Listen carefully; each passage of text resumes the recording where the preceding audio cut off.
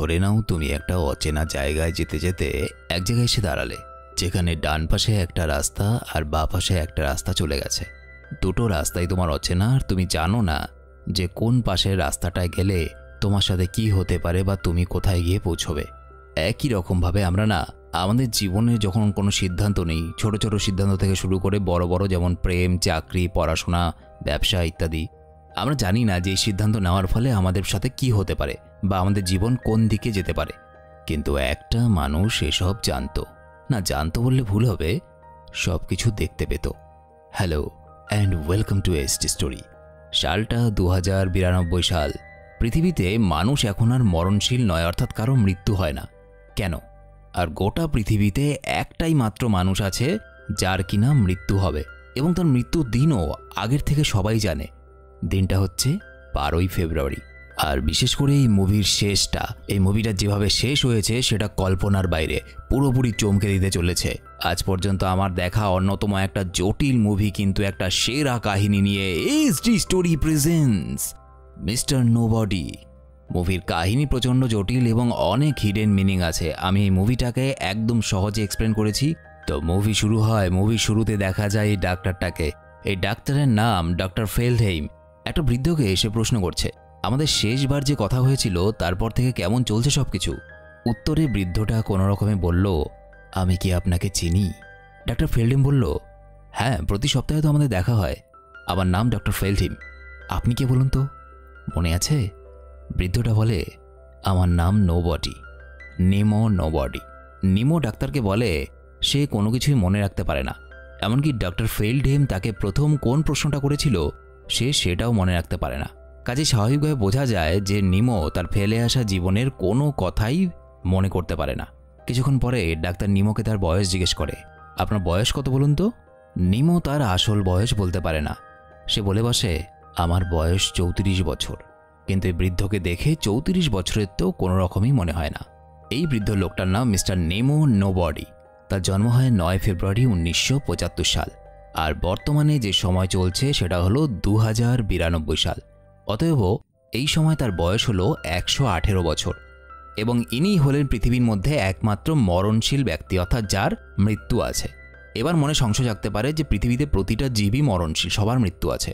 না, 2092 সালে মানুষ তখন আর মৃত্যুবরণ করে না, কারণ ততদিনে উন্নত প্রযুক্তি এবং বিজ্ঞানের মাধ্যমে অর্ধ অমরত্ব লাভ করে ফেলেছে মানুষ।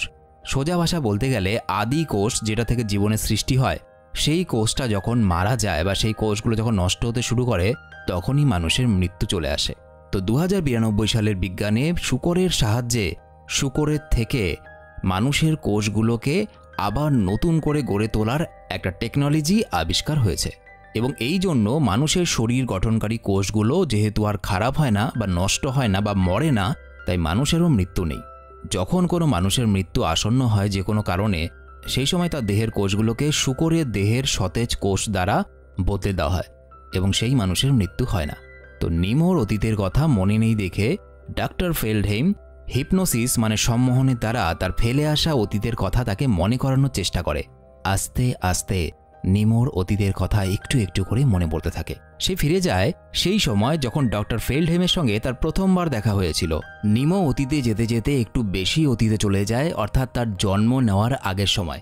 একটা খ্রিস্টান ধর্মমত অনুযায়ী প্রতিটা শিশুই তাদের জন্মের আগে সব কিছুই জানে যে তারা জন্ম নেওয়ার পর তাদের জীবনে কি কি ঘটতে চলেছে বা কি কি ঘটবে। কিন্তু যখন জন্ম নেওয়ার সময় হয় তখন এক ধরনের পরীরা এসে তাদের ঠোঁটের মধ্যে আঙুল ছুঁয়ে দেয় এবং তাদেরকে সবকিছু ভুলিয়ে দেয় যে তারা জন্ম নেওয়ার পরে তাদের জীবনে কি কি ঘটবে। কিন্তু নিমোর ক্ষেত্রে পরীরা নিমোর ঠোঁটের উপরে আঙুল ছোঁয়াতে ভুলে গিয়েছিল, আর সেই কারণে নিমোর আত্মা জন্ম নেওয়ার পর তার সাথে কি কি ঘটবে বা কি কি ঘটতে পারে এই সব কিছু তার মনের মধ্যে থেকে যায়। নিমো জন্ম নেওয়ার পর তার বয়স যখন 9 বছর, তখন তার মধ্যে অনেক কৌতূহল জাগে এই বিষয়ে যে মানুষ যেমন আমরা অতীতকালকে মনে রাখতে পারি যে আমাদের সাথে কী কী ঘটে গেছে, একই রকমভাবে কেন আমরা ভবিষ্যৎটাকে দেখতে পারবো না। এইসব দৃশ্য দেখাতে দেখাতে হঠাৎ করে কাহিনী বাস্তবে ফিরে আসে এবং দেখা যায় একটা সাংবাদিক লুকিয়ে বৃদ্ধ নিমোর কেবিনে ঢুকে আসে।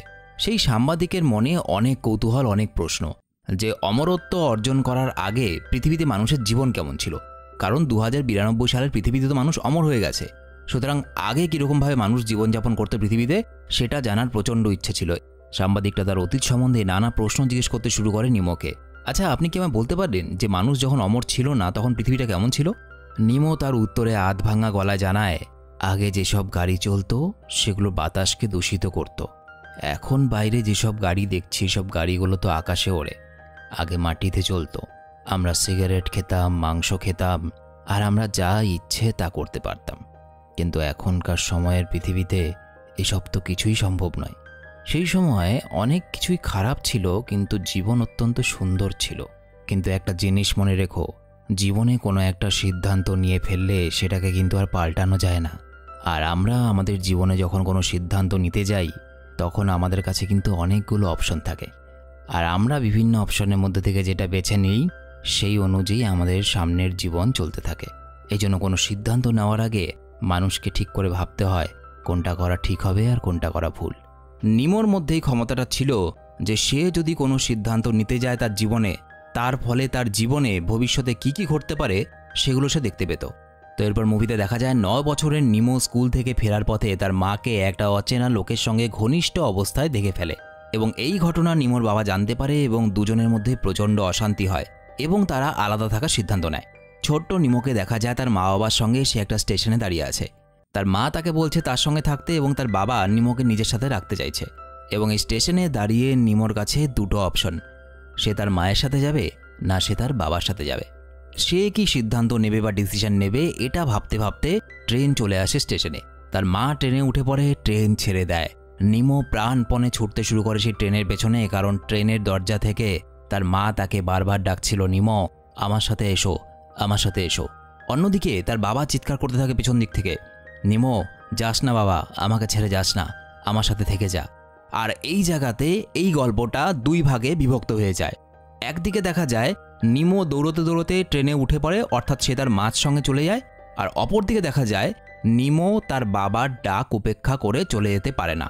এবং এই সময় একটা ঘটনা হয়, নিমোর যে জুতোর ফিতেটা সেটা খুলে যায়, ফলে নিমো ট্রেন মিস করে এবং তাকে তার বাবার সাথেই থাকতে হয়। আর এখান থেকে মুভিটা দুই ভাগে ভাগ হয়ে যায়। প্রথম ভাগে দেখানো হয় নিমো যদি তার মায়ের সঙ্গে যেত তাহলে তার জীবন কিরকম হতো, আর দ্বিতীয় ভাগে দেখানো হয় নিমো যদি তার বাবার সঙ্গেই থেকে যেত তাহলে তার জীবনে কি কি ঘটতো। প্রথমে দেখা যাক নিমো যখন তার মায়ের সঙ্গে ট্রেনে উঠে পড়লো, অর্থাৎ তার মায়ের সঙ্গে চলে গেল, তারপরে তার জীবনে কি কি হয়েছিল। নিমো তার মায়ের সঙ্গে চলে যাওয়ার পর বহু বছর কেটে গেছে। এখন নিমো 15 বছরের এক কিশোর। নিমোকে দেখে মনে হয় সে জীবনে সুখী নয়, কারণ তার মায়ের নিমোর জন্য কোনো সময় নেই। এভাবে চলতে চলতে একদিন তার মা নিজের পুরুষ বন্ধু অর্থাৎ নতুন প্রেমিক যার নাম হ্যারি, যেই লোকটার সঙ্গে নিমো তার মাকে ঘনিষ্ঠ অবস্থা দেখেছিল, সেই লোকটাকে নিমন্ত্রণ করে। নিমোর কথাবার্তা এবং আচার আচরণে বোঝা যায় যে নিমো এই লোকটাকে মেনে নিতে পারছে না। এই সব কিছুর মাঝখানে নিমোদের স্কুলে এন্ট্রি নেয় একটা নতুন মেয়ে। আর হ্যাঁ, ক্লাসে নতুন মেয়ে আসার পরে ছেলেপেলের যে অবস্থা হয়, নিমোরও সেরকম অবস্থা হয়। টুরু লাভ হয়ে যায় অ্যানাকে দেখার পর। মেয়েটার নাম অ্যানা। অ্যানার সঙ্গে দিনগুলো ভালো করেই কাটছিল। একটা সময় দেখা যায় একটা সমুদ্র সৈকতে অ্যানা এবং তার বাকি বন্ধুরা মিলে এনজয় করছে, কিন্তু নিমো একটা জায়গায় একা একা বসে আছে। অ্যানা গিয়ে নিমোকে বলে বন্ধুদের সঙ্গে জলে নেমে সাঁতার কাটতে, কিন্তু নিমো অ্যানার বন্ধুদেরকে আজে বাজে কথা বলে এবং অ্যানা রেগে সেখান থেকে চলে যায়। এবং এর ফলে পরবর্তীকালে নিমোর সঙ্গে অ্যানার আর কোনো সম্পর্ক গড়ে ওঠে না। বেশ কিছু বছর পর নিমো আর অ্যানা যখন প্রাপ্তবয়স্ক, একটা রেল স্টেশনে তাদের হঠাৎ দেখা হয় এবং অ্যানাকে দেখে নিমো বুঝতে পারে যে অ্যানা অন্য কারোর স্ত্রী এবং অন্য কারোর সন্তানের মা। এবার এই একই ঘটনারই সেকেন্ড অপশন দেখানো হয়, অর্থাৎ সমুদ্র সৈকতে সে একা বসে আছে, অ্যানা এসে তাকে বলে চলো আমার বন্ধুদের সঙ্গে সাঁতার কাটবে। এবং এই সময় নিমো কিন্তু অ্যানার বন্ধুদের নামে আজে বাজে কথা বলে না। সে খুব শান্ত হয়ে বলে, অ্যানা আমি সাঁতার কাটতে পারি না। এটা শুনে অ্যানা একটু অবাক হয় এবং অ্যানার বন্ধুরা অ্যানাকে ডাকতে এলে অ্যানা তাদের সঙ্গে যায় না, বরং নিমোর সঙ্গে বসেই সময় কাটায়। এবং এর ফলস্বরূপ অ্যানা এবং নিমোর মধ্যে একটা সম্পর্ক গড়ে ওঠে। হ্যারি একদিন নিজের মেয়েকে নিমোদের বাড়িতে নিয়ে আসে এবং নিমো দেখে অবাক হয়ে যায় যে অ্যানা আসলে তার মায়ের প্রেমিক, অর্থাৎ হ্যারিরই মেয়ে। এরপর বেচারার বুকে ধাক্কাটা তখন লাগে যেদিন তার মা এবং অ্যানার বাবা বিয়ে করে একসঙ্গে থাকা শুরু করে। অ্যানা আর নিমো যেখানে প্রেমিক প্রেমিকা ছিল তাদেরকে জোর করে একে অপরের ভাই বোন বানিয়ে দেওয়া হয়। বোঝো ব্যাপার। যদিও ব্যাপারটা দেখতে এবং শুনতে হাস্যকর, কিন্তু নিমো আর অ্যানার ক্ষেত্রে এই জিনিসটা গভীরভাবে প্রভাব ফেলে। তারা মানসিকভাবে ভেঙে পড়ে। কিন্তু তাদের মধ্যে সম্পর্ক নষ্ট হয় না, জীবন ভালোই কাটছিল। এমন সময় নিমোর মা এবং হ্যারির মধ্যে প্রচণ্ড অশান্তি শুরু হয় এবং এই অশান্তির কারণ হলো অ্যানা আর নিমোর সম্পর্ক। নিমোর মা এবং হ্যারি একে অপরকে ছাড়ার সিদ্ধান্ত নেয়। নিমো অ্যানার কাছে জানতে চায়, তোমরা কোথায় যাবে? উত্তরে অ্যানা বলে, আমরা নিউ ইয়র্ক যাব, আমার বাবা সেখানে একটা চাকরি পেয়েছে। সে আরও বলে, তুমি প্রত্যেক রবিবার ওই লাইট হাউসের কাছে আসবে, আমার জন্য অপেক্ষা করবে, যতদিন না আমাদের আবার দেখা হচ্ছে। আমি তো জানি না আমি কবে ওই লাইট হাউসের কাছে আসতে পারবো, তবে এতটুকু জানবো যে তুমি প্রতি রবিবার ওখানে আমার জন্য অপেক্ষা করো। আমি একদিন ঠিক আসবো, যতদিন না আমরা চিরকালের মতো এক হচ্ছি, আমাদের ভালোবাসা আমরা শেষ হতে দেব না। আমার জীবনের প্রথম এবং শেষ ভালোবাসা তুমি। এরপর দেখতে দেখতে সেই দিনটা চলে আসে। অ্যানা তার বাবার সঙ্গে নিউ ইয়র্ক চলে যায় এবং অ্যানা যখন গাড়িতে করে চলে যাচ্ছিল, নিমো সেই গাড়ির পেছনে সেভাবেই ছুটছিল, ঠিক যেভাবে 7 বছর আগে তার মা যখন ট্রেনে চলে যাচ্ছিল তার মায়ের ট্রেনের পেছনে ছুটেছিল। অ্যানা তো চলে যায়, নিমোর জীবন আগের মতোই কাটতে থাকে। নিমো অপেক্ষা করে অ্যানার জন্য, সে আশা করে থাকে একদিন না একদিন তো দেখা হবে তার সঙ্গে। অ্যানা কথা দিয়েছে যে আবার তারা একে অপরকে খুঁজে পাবে। এভাবেই ঘড়ির কাঁটা চলতে থাকে, দিন মাস বছর কাটতে থাকে। অ্যানা অনেক চিঠি লিখেছিল নিমোকে, কিন্তু নিমোর হাতে সেগুলো পড়ার আগেই তার মা চিঠিগুলোকে ছিঁড়ে ফেলে দিত। এরপর সময় বহু বছর কেটে গেছে। নিমোর বয়স এখন 34। দেখা যায় সে একটা পুল ক্লিনার হিসাবে কাজ করত, মানে সুইমিং পুল পরিষ্কার করার কাজ। এত বছরে অনেক কিছু বদলে গেছে নিমোর, কিন্তু একটা জিনিস বদলায়নি, তার মনের ভেতরে লুকিয়ে থাকা অ্যানার প্রতি ভালোবাসা। সে অ্যানাকে দেওয়া কথা অনুযায়ী এখনও প্রতি রবিবার ওই লাইট হাউসটাতে যায়, তার আশেপাশে ঘুরে বেড়ায়। যদি একবার তার ভালোবাসা অ্যানার সঙ্গে দেখা হয়ে যায়। নিমো যাতায়াতের পথে রোজ দিন একটা ভিখারিকে টাকা দিত। সেদিন সে ভিখারিটাকে দেখতে না পেয়ে একটু খটকা লাগে। একটু পরে দেখে স্টেশনের এক কোণে ভিখারিটা মরে পড়ে আছে। নিমো সেটা দেখে প্রচণ্ড খারাপ লাগে। সে অ্যাম্বুলেন্স ডাকতে যায় এবং এইসব করতে গিয়ে তার একটু দেরি হয়ে যায় সে লাইট হাউসে পৌঁছতে, এবং এই কারণেই সে হঠাৎ করে পেছন ফিরতেই দেখতে পায় অ্যানাকে। এত বছর পর অ্যানা আর নিমো একজন আরেকজনকে দেখে এবং চিনতে পারে। খানিকক্ষণের জন্য তাদের আশেপাশের দুনিয়াটা আলাদা হয়ে যায়, এক হয়ে যায় তারা আবার ঠিক আগের মতো। আচ্ছা, এখানে বলে দেই, ওই যে দৌড়ানোর সময় তার জুতোর ফিতে খুলে গেছিল এবং এখন ভিখারিটা মরে পড়েছিল, এই জিনিসগুলোর একটা বড় লিঙ্ক আছে এই মুভির সাথে। আমি পরে এগুলো নিয়ে আলোচনা করছি। নিমো অ্যানাকে বলে, অ্যানা তুমি জানো না তোমাকে ছাড়া আমি জীবন কি করে কাটাচ্ছিলাম। অ্যানা বলে, আমি বুঝতে পারছি, কিন্তু আমাকে একটু সময় দাও, কারণ তুমি যখন ছিলে না এত বছর ধরে আমি তোমাকে কল্পনা করে তোমার সঙ্গে কথা বলতাম। আজকে তুমি হঠাৎ করে আমার কাছে চলে এসেছো, আমার সামনে দেখতে পাচ্ছি আমি তোমাকে, আমার একটু মেনে নিতে অসুবিধা হচ্ছে, আমার ব্রেন এটাকে মেনে নিতে পারছে না, আমাকে একটু সময় দাও। নিমো তাকে জিজ্ঞেস করে, তাহলে কি তোমার সাথে আমার আর দেখা হবে না? অ্যানা তাকে একটা ছোট্ট কাগজের টুকরোতে তার ফোন নাম্বার দেয় এবং বলে, এই নাম্বারটাতে 2 দিন পরে তুমি কল করো আর লাইট হাউসে এসে দেখা করো। কিন্তু ভাগ্যের খেলা, অ্যানা সেখান থেকে চলে যাওয়ার সাথে সাথে সেখানে প্রচণ্ড বৃষ্টি নামে আর সেই নম্বর লেখা কাগজটা জলে ভিজে নষ্ট হয়ে যায়। অর্থাৎ নিমোর সাথে অ্যানা আর যোগাযোগ করতে পারবে না। নিমো কিন্তু হাল ছাড়েনি, সে আবার অপেক্ষা করতে থাকে অ্যানার জন্য।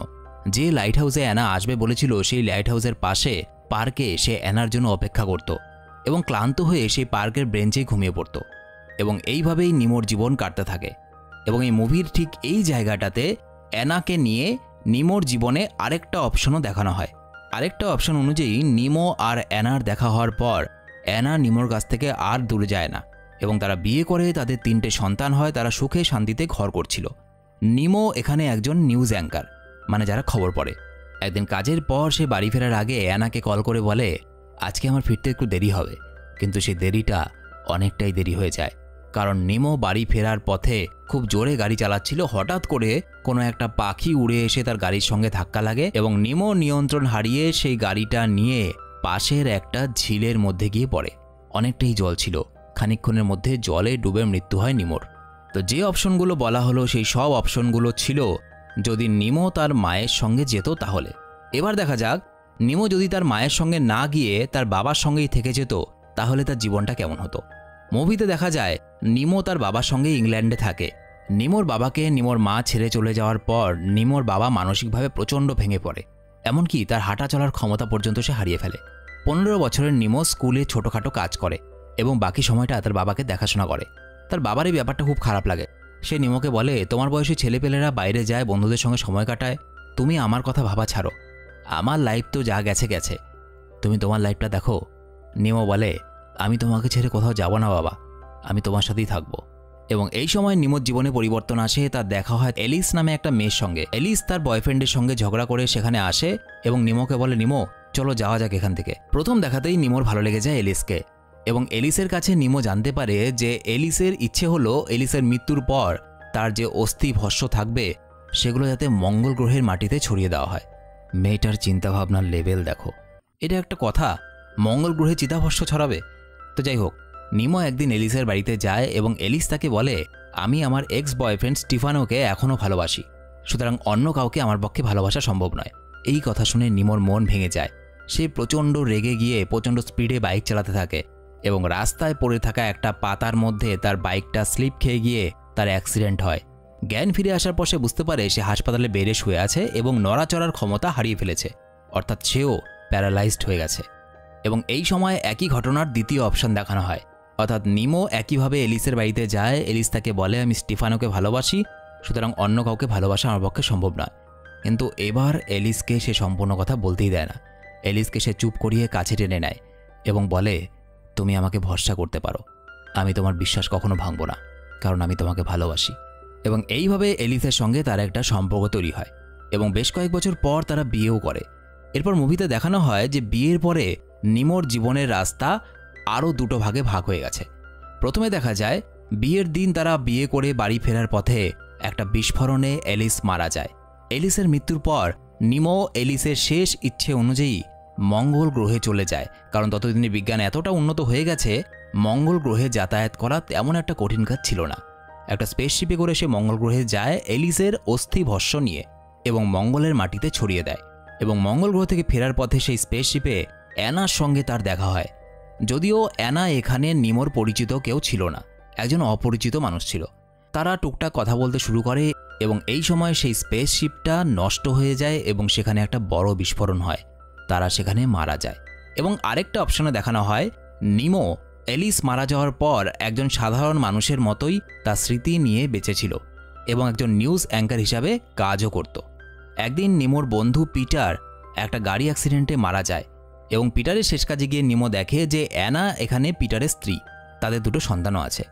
আর অ্যানা আর নিমো এখানে একজন আরেকজনকে চেনে না, কারণ নিমো যদি তার মায়ের সঙ্গে যেত তাহলে অ্যানার চ্যাপ্টার তার লাইফে আসতো। যেহেতু তার মায়ের সঙ্গে যায়নি, সে তার বাবার সাথে আছে, সুতরাং অ্যানা তার জন্য অপরিচিত। এইভাবে নিমো যদি তার বাবার সঙ্গে থেকে যেত তাহলে তার জীবনে কি কি ঘটতে পারত, এরকম আরও কিছু অপশন এই মুভিতে দেখানো হয়। এবং সবশেষে নিমোকে দেখানো হয় যখন তার বয়স 34 বছর। নিমোকে কেউ একজন ফোন করে এবং তার কথা মতো চলতে বলে। তার কথা মতো চলতে গিয়ে নিমো একটা ঘরে এসে পৌঁছয়। ভাঙাচোরা একটা ঘর ছিল, সেই ঘরে একটা ডিভিডি পায় সে। ডিভিডিটা চালাতেই টিভিতে একটা ভিডিও চলতে শুরু করে, আর সেই ভিডিওতে বর্তমানে নিমো অর্থাৎ 118 বছরের নিমো 34 বছরের নিমোকে বলছিল, নিমো বাস্তবে তোমার কোনো অস্তিত্বই নেই। 34 বছরের নিমো অবাক হয়ে যায়, সে চেয়ার থেকে পড়ে যায়। কি বলছে কি? 118 বছরের নিমো আবার বলতে শুরু করে, হয়তো সেদিন তোমার মা বাবার দেখাই হয়নি, তাদের বিয়েও হয়নি, নতুবা তোমার মায়ের সঙ্গে দেখা হওয়ার আগেই তোমার বাবা মারা গেছিল, অথবা অনেক কিছু হতে পারে, কারণ আমাদের জীবনে প্রচুর অপশন থাকে, আমাদের উপরে ডিপেন্ড করে যে আমরা কোন অপশনটাকে বেছে নেব। তুমি শুধু এতটুকু করো, আর এটাও মনে রেখো, যদি তোমার বাস্তবে অস্তিত্ব থেকে থাকে তাহলে সেটা 2092 সালের 12 ফেব্রুয়ারি ভোর 5:50 অবধি। এরপর গল্প ফিরে আসে বর্তমানে, অর্থাৎ 2092 সালে। সেই সাংবাদিকটা যে কিনা নিমোকে প্রশ্নগুলো করছিল এবং নিমোর কাছ থেকে সবকিছু শুনছিল, সে কনফিউজড হয়ে যায়। সে বলে, আপনি এতগুলো অপশনের কথা বললেন, কিন্তু আপনার জীবনে কোনটা ঘটেছে আসলে, কোনটার অস্তিত্ব আছে? নিমো ঠান্ডা অদ্ভুত গলায় বলে, হতে পারে কোনোটারই অস্তিত্ব নেই। আপনার কি মনে হয়, এই যে আমি আপনার সঙ্গে কথা বলছি, সত্যি কি আমি এক্সিস্ট করি? আমার কোনো অস্তিত্ব আছে? আমার কথা ছাড়ুন, আপনারই কি কোনো অস্তিত্ব আছে? আপনি কি এক্সিস্ট করেন? আমরা তো সেই 9 বছরের ছেলেটার মাথার কল্পনা, যে এখন স্টেশনের মধ্যে দাঁড়িয়ে এটা ভাবছে সে নিজের বাবার সঙ্গে যাবে নাকি নিজের মার সঙ্গে যাবে। সুতরাং না আমার অস্তিত্ব আছে, না আপনার অস্তিত্ব আছে, কারণ ছেলেটা এখনও স্টেশনে দাঁড়িয়ে এই সিদ্ধান্ত নিচ্ছে যে তার কোনটা করা উচিত। এবং এই কথা বলতে বলতে তাদের চোখের সামনে থেকে এক একটা করে বিল্ডিং সব কিছু নষ্ট ধ্বংস হয়ে যাচ্ছিল। কারণ এই সব কিছু, এই 118 বছরের বৃদ্ধ নিমো, এই সাংবাদিক, এই 2092 সালের পৃথিবী, এই সব কিছুই ওই ছোট্ট নিমোর কল্পনার মধ্যে আছে। ছোট্ট নিমো যেহেতু ভবিষ্যৎ দেখতে পেত, সুতরাং সে ভবিষ্যৎ দেখছে সেই স্টেশনে দাঁড়িয়ে, যে তার মায়ের সঙ্গে গেলে পরে তার জীবনে কী কী ঘটবে এবং তার বাবার সঙ্গে গেলে পরে তার জীবনে কী কী ঘটতে পারে। এবং এই সমস্ত কিছু দেখতে গিয়েই সে 118 বছরের নিমো, এই সাংবাদিক, এই 2092 সালের পৃথিবী, এগুলোকে সে দেখছে। সুতরাং এই 118 বছরের নিমো, এই সাংবাদিক, এই 2092 সালের পৃথিবী এখনও আসেইনি, এগুলো এখনও এক্সিস্টই করে না। এরা সবাই সেই বাচ্চা নিমোর চিন্তাভাবনার মধ্যে আছে, যে কিনা যে কোনো একটা সিদ্ধান্ত নেওয়ার জন্য ভেবে দেখছে, যে কিনা স্টেশনে দাঁড়িয়ে এখনও পর্যন্ত ঠিক করতে পারছে না যে বাবার সাথে যাব নাকি মার সাথে যাব। নিজের ফিউচারটাকে দেখার চেষ্টা করছে সেখানে দাঁড়িয়ে। এবং এই সময় দেখা যায় স্টেশনে দাঁড়ানোর নিমো ডিসিশন নিয়েছে। সে ডিসিশন নেয় যে সে না বাবার সাথে যাবে না সে মার সাথে যাবে, কারণ সে ভবিষ্যৎ দেখে নিয়েছে যে তার মায়ের সঙ্গে গেলে পরে তার লাইফে কী কী সব ঘটবে এবং তার লাইফ কতটা চরম দুঃখ কষ্টের মধ্যে দিয়ে যাবে। এবং একই সাথে তার বাবার সাথে গেলে পরেও তার লাইফ সুখের হবে না, অনেক দুঃখ কষ্টের মধ্যে দিয়ে যাবে।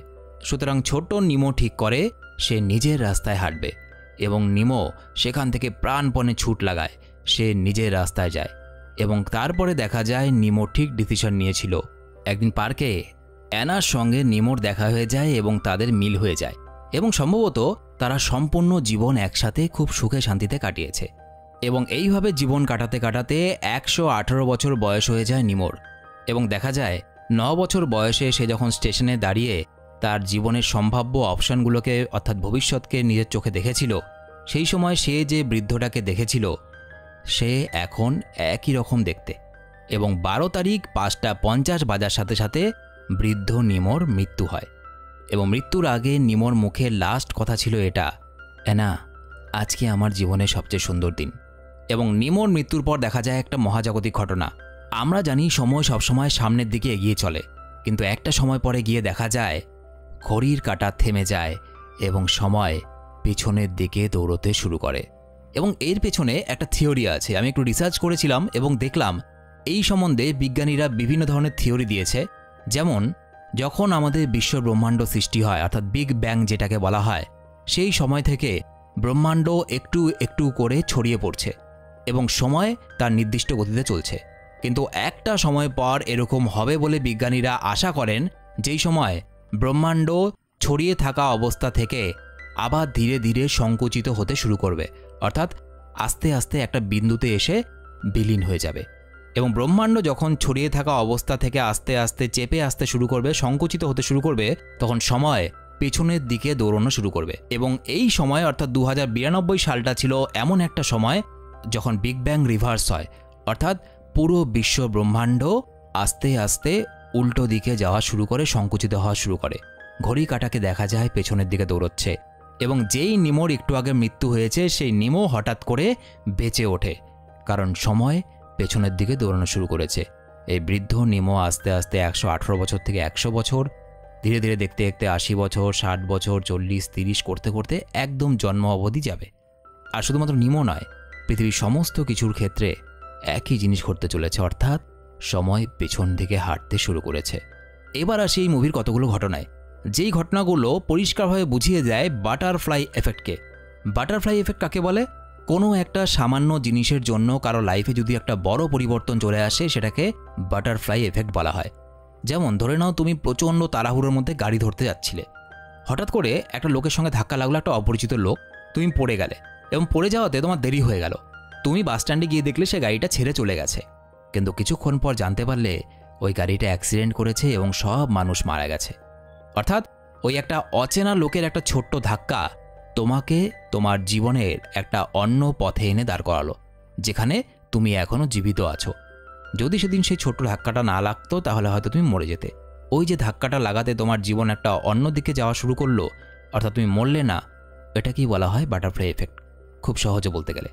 এই মুভিতে খুব ভালো করে লক্ষ্য করে দেখো, ছোট্ট নিমো যখন স্টেশনের মধ্যে দাঁড়িয়ে ভাবছে সে তার বাবার সঙ্গে গেলে কী হবে আর মার সঙ্গে গেলে কী হবে, ওই সময় ট্রেনের পেছনে দৌড়তে গিয়ে তার জুতোর লেস খুলে যায় এবং একটা সিনে দেখানো হয় ওই জুতোটা যখন তৈরি হচ্ছিল সেই লেসটা যে বানাচ্ছিল সে ওটাতে কিছু গন্ডগোল করে ফেলে এবং সেই জুতোটাই নিমোর বাবা নিমোর জন্য কিনে এনেছিল এবং নিমো ওই জুতোটা পরেই স্টেশন দিয়ে দৌড়চ্ছিল এবং যেহেতু কমজোর ছিল সুতরাং জুতোর ফিতেটা সেখানে ছিঁড়ে যায় এবং যার ফলে নিমো তার বাবার সঙ্গে থেকে যায় এরকম একটা সম্ভাবনা তৈরি হয়েছিল। একই রকমভাবে নিমোর যতবার অ্যাক্সিডেন্ট দেখানো হয়েছে, একবার দেখানো হয়েছে একটা পাখি এসে গাড়ির কাচের মধ্যে হঠাৎ করে ধাক্কা লাগলো, পাখিটা মরে গেল, নিমোর গাড়ি অ্যাক্সিডেন্ট হলো। আরেকবার দেখা গেল তার বাইকটা একটা পাতার মধ্যে পিছলে গেল এবং তার ফলে অ্যাক্সিডেন্ট হলো। সুতরাং বাটারফ্লাই এফেক্টকে এই মুভির বিভিন্ন দৃশ্যের মধ্যে ঢুকিয়ে দেওয়া হয়েছে। তো এই মুভির এক্সপ্লেনটা কেমন লাগলো অবশ্যই কমেন্ট করে জানাবে। মুভিটা প্রচণ্ড কমপ্লিকেটেড ছিল। তো ভিডিওটা যদি ভালো লেগে থাকে সাবস্ক্রাইব করো না করো একটা লাইক করে দিও শুধু, আর কমেন্ট করে অবশ্যই জানিও। তোমরা আমার সাথে সরাসরি কথা বলতে পারো। ফেসবুক ইনস্টাগ্রামের লিঙ্ক ভিডিওর নিচে ডেসক্রিপশনে দেওয়া আছে। দেখা হচ্ছে পরের ভিডিওতে। বাই।